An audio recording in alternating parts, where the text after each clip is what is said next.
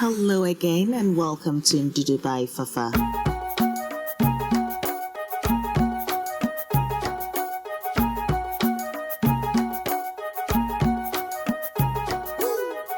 Hello family, yes, I've got the pillowy, yes, of course, crunchy, Akara recipe for you today, yes, or may I say Koose, just the way you buy your Koose from the sellers. This is it.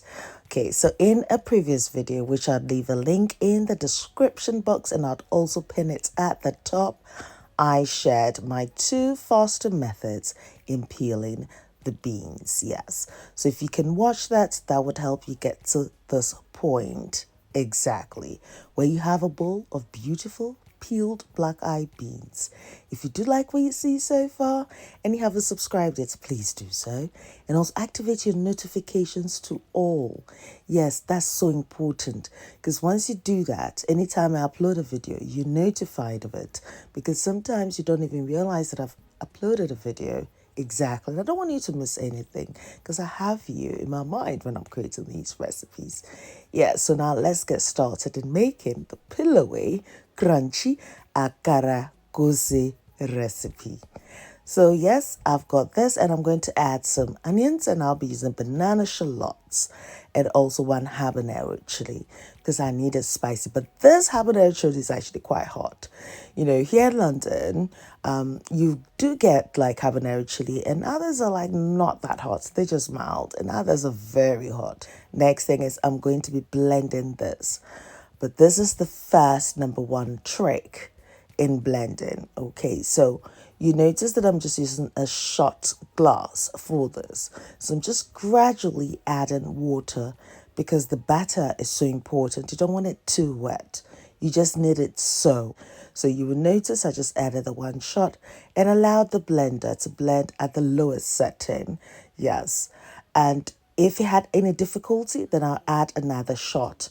So in total, I added about 2.5 shots of water to this mixture and I got the texture that I required.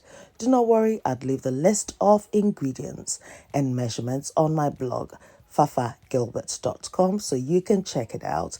And also whilst you're there, please don't forget to subscribe so you're notified yet again of when I do upload a new recipe. So you're covered really. Anyway, so I'm going to follow this until I can see there's an ease in the blend. Absolutely. Now, what I'm looking for is for a textured, smooth consistency. Yes, you don't want your batter to be too smooth because if it does, then you're going to lose that crunchiness. So I'll give you a closer look. This is the texture that you're looking for. It's almost grainy in itself. Yes, but it's like, it's just smooth. It's just so. So yes, just follow that process until you get this consistency. Now, the next trick exactly is you need your mixer. You can use your hand mixer if you've got one, or just your normal manual whisk. That would take you a long time, honestly, because even with this mixer, it took about 15 minutes, yes, for it to get to that consistency that I was looking for, that sort of pillowy consistency. It's almost like you're making, what would I say, what's the best description for it? Souffle, yes. That's the kind of texture we're going for. So as you can tell, once the air is incorporated into this, the batter then becomes lighter and fluffier. At this point, I still have about 10 minutes for it to go.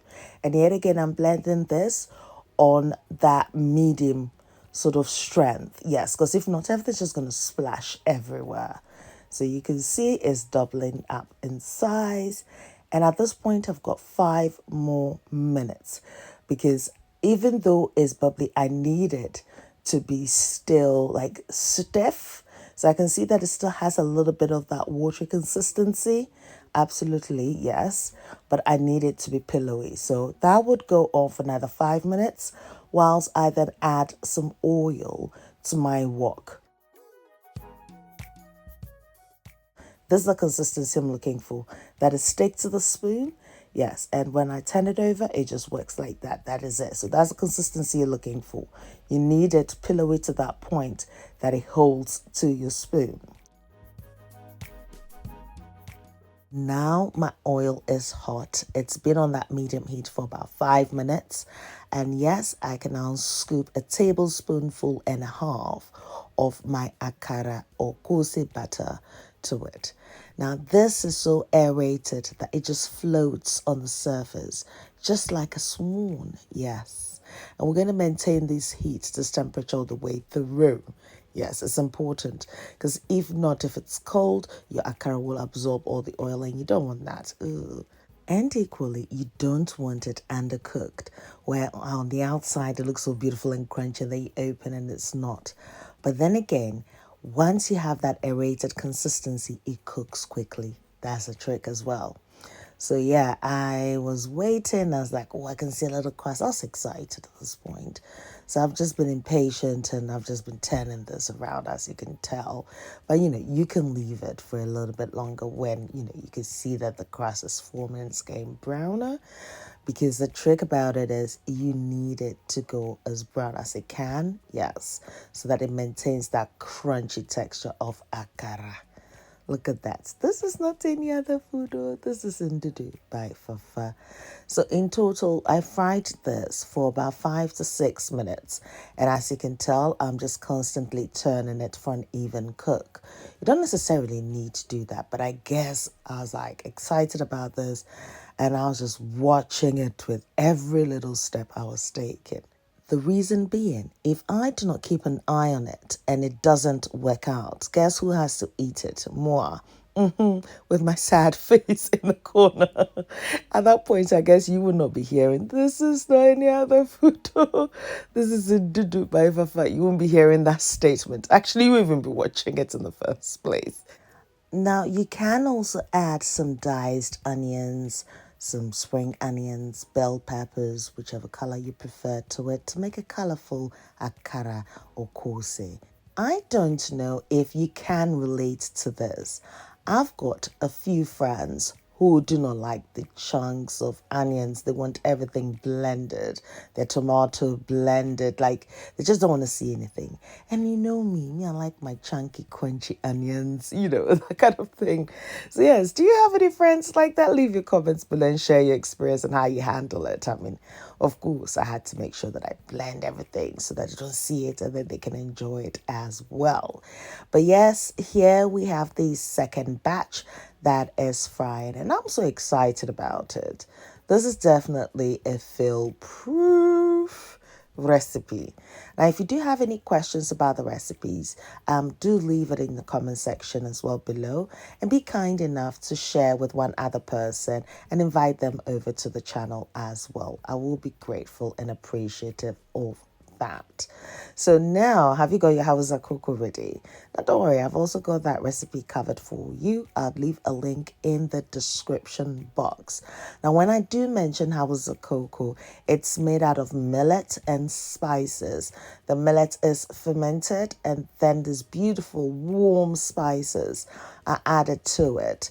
And that pairs really well with this. Absolutely delicious. Ndudu by Fafenya. Koba Ndudu and Yukwelu. Fafa. Come on, Ndudu. And Fafa. I love flavors. Ulama. Bala. Ndudu Vivinto. Famitu. Hey, Abonka.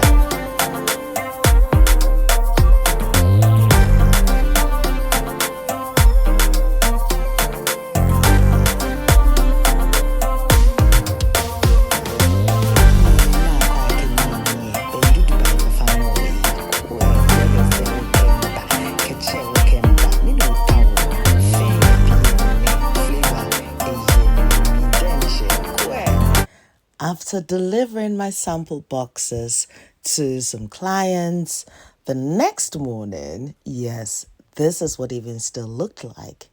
This is a day-old Akara. Can you believe that? Anyway, if you are definitely inspired to try this recipe, yes, please do so. And also, I'd love to hear your feedback. I appreciate that a lot. Naturally, I'd leave the list of ingredients and measurements on my blog, fafagilbert.com. You'd also find more traditional recipes on my other blog, ndudubyfafa.blogspot.com, so do check it out. Yes, I'm on Facebook, Instagram, Twitter, and Snapchat as Ndudubyfafa, so pass by and say hi. Noel, thank you very much for my theme song, and until my next video, kings and queens, guess what? I love you for you. So